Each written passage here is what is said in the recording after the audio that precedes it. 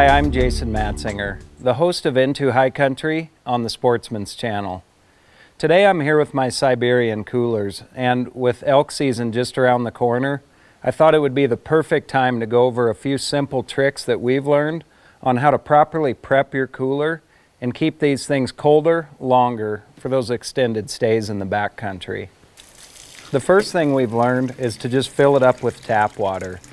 A day or so before you're getting ready to leave on your hunt, just take the hose, fill these things completely full, bring that core temperature of the coolers way down before you try to put your food or ice or whatever in there.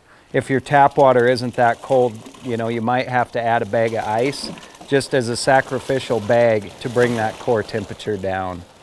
The next thing we like to do is freeze as much water as we possibly can. Obviously this is going to take up room in your cooler anyway.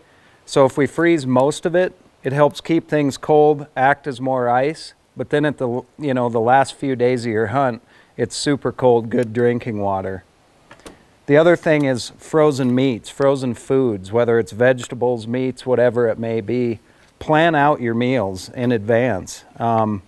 This will keep everything cold, fresh. 7-8 days down the road, you'll still have super fresh cold meat, vegetables, whatever it may be.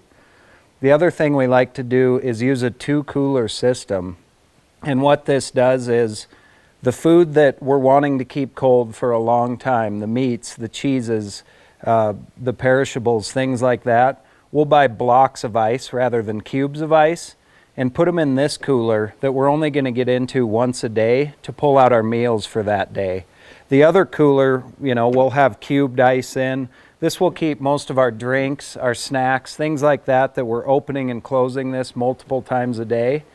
That really helps a bunch to keep the main amount of food that we have for our trip cold and not be getting in and out of the cooler that has your valuables the most.